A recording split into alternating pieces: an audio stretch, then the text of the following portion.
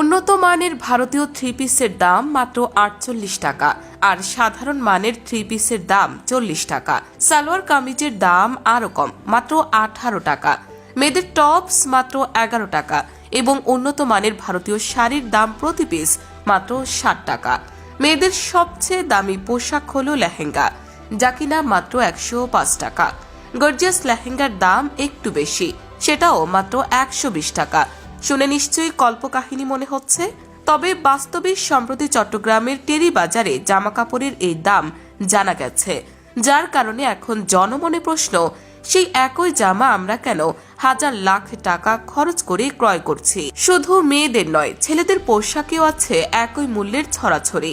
পাকিস্তানের পাঞ্জাবির দাম মাত্র ৬৫ টাকা এবং শিশুদের পাঞ্জাবির দাম বড়দের অর্ধেক, প্রতি পিস ২৯ টাকা। তবে ক্রেতাদের জন্য এই দর কেবল কাগজে কলমে।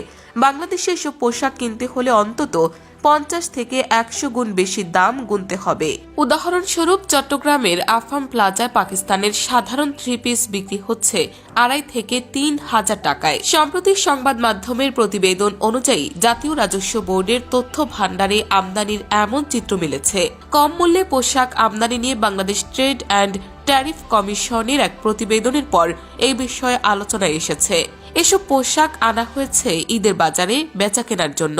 তবে বাজারে এসব পোশাক কিনতে হলে অন্তত ৫০ থেকে ১০০ গুণের বেশি দাম গুনতে হবে ক্রেতাদের। যেমন চট্টগ্রামের আফমি প্লাজায় দেখা যায়, পাকিস্তানের সাধারণ থ্রি পিস বিক্রি হচ্ছে ২.৫ থেকে ৩,০০০ টাকায়। উন্নত মানের থ্রি পিসের দাম ৯ থেকে ১০,০০০ টাকা। এর মানে হলো বাজারে বিদেশি পোশাকের যে চড়া দাম, তার সঙ্গে আমদানি মূল্যের হিসাব মিলছে না।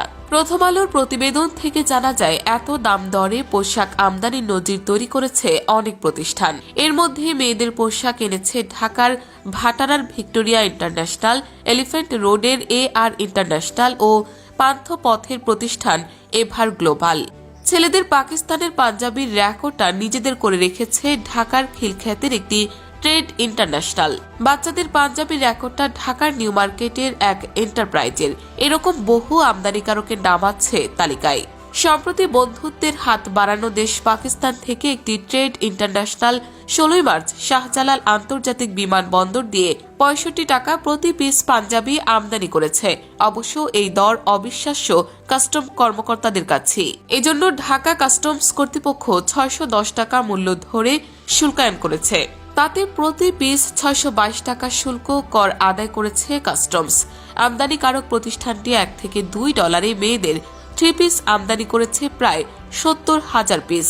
আমদানিকারকদের তথ্যে এ বিষয়ে আছে নানান বাহানা। জাতীয় রাজস্ব বোর্ডের তথ্য ভাণ্ডারে দেখা গেছে, ভারত পাকিস্তান থেকে গত ডিসেম্বর থেকে ১৯ মার্চ পর্যন্ত ৩২.৫ লাখ পিস পোশাক আমদানি হয়েছে। এর মধ্যে ১০০ টাকার কমে পোশাক আমদানি হয়েছে ৮.৫ লাখ পিস। পাকিস্তান থেকে অনয়া ট্রেড ইন্টারন্যাশনাল ৬৫ টাকায় পাঞ্জাবি আমদানি করেছে, কিন্তু কাস্টমস কর্তৃপক্ষ ৬১০ টাকা মূল্য ধরে শুল্কায়ন করেছে। একইভাবে ভারত থেকে ৪০ টাকায় থ্রি পিস আমদানি করা হলেও কাস্টমস কর্তৃপক্ষ ১,৪৬৪ টাকা ধরে শুল্কায়ন করেছে।